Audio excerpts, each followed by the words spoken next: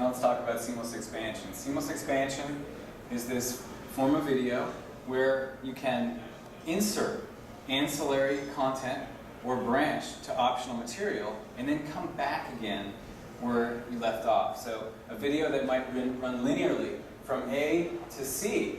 If a user chooses to go to the optional content, it goes from A to B and then up to C. Okay? And that's the key piece, that you can come out and come back again. And this was conceived when a videographer named Rachel Strickland came to me.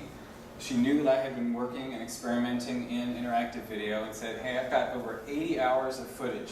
This was pretty interesting stuff. She'd been shooting film of people and the things they carried with them in everyday life. It was kind of this study of how people organize and design in everyday life. And said, I want to be able to create a short piece that people can get to other content and make it personal to them. Had no idea how it would work. So over the course of several years, we formulated these methods that included seamless expansion, the ability to get out to extra content and come back again and have it be contained within a crafted narrative.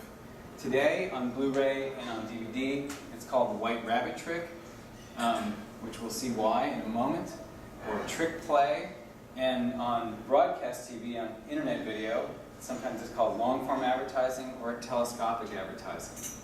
I'd like to show you the prototype, a prototype that we built in 1996. This prototype has features the late Phyllis Morrison, whom you may know from her work with her husband, the late Philip Morrison, the astrophysicist. If any of you have seen Powers of 10, the two of them produced that together. So what we're going to show you is a video. This is a real working prototype that at several times during the video, there'll be a fuzzy highlight around some of the objects that Phyllis takes out of her bag. And those highlights are the affordances that tell the user that they can click to get to expansion content. First time we play through, we're not going to expand. So just so you can see a couple of times what that looks like. And then we're going to rewind and come back and play it again. And we're going to click one of those. Now what we found in user testing was that the seamless expansion was too seamless the way we had built it. So in the demo we're playing for you today, there's a little water droplet effect, which lets you know when you're going into the expansion and when you're coming out of the expansion. So let's take a look.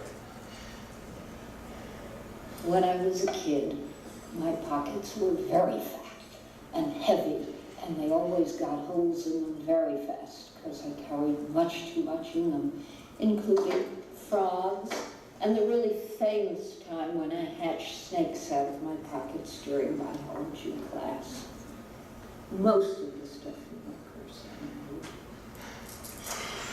I made this because I know a magician who always says, have a card, any card, and I wanted to be able to do that. It's a puzzle because you can hand it to somebody. Right here, but there's one of the highlights. And say, can you figure out something about this? And pleases me.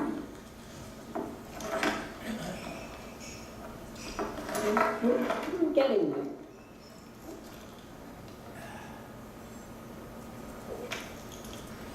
Here's a hand glass. Very good for seeing small things. Here's a telescope.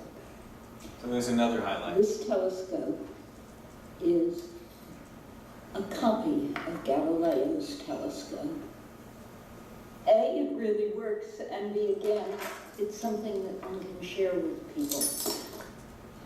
Okay, so now we're going to rewind and come back, and we're going to expand on that little metal object that she's holding in her hand. And I remember the first time we saw it, she just picked it up, she said a couple of words, and then put it away.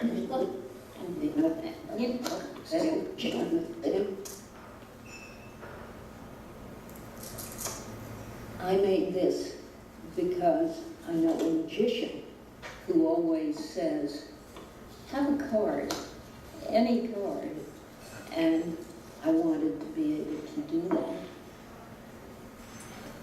puzzle because you can hand it to somebody and say, can you figure out something Like, about this? Now we're in the expansion. I've carried this for maybe 15 or 20 years. A friend gave it to me, and it's a sculpture made by an artist. And eventually, people do figure out, can we look at our microphone again?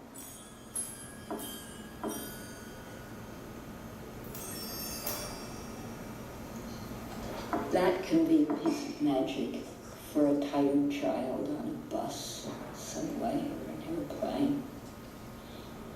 And And we're out. pleases me. Okay.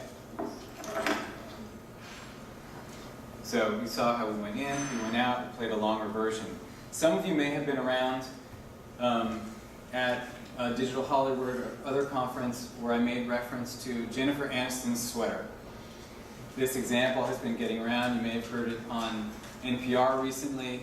In fact, this was an example that I brought up at a conference based on this concept that we could actually highlight objects in the video and let people expand and go out for a purchase opportunity. So there are 3 different telescopic content types. One of them, advertainment, where you can go from short form to a long form video. You can see a network preview or get additional product details. So about selling things. The second is bonus material.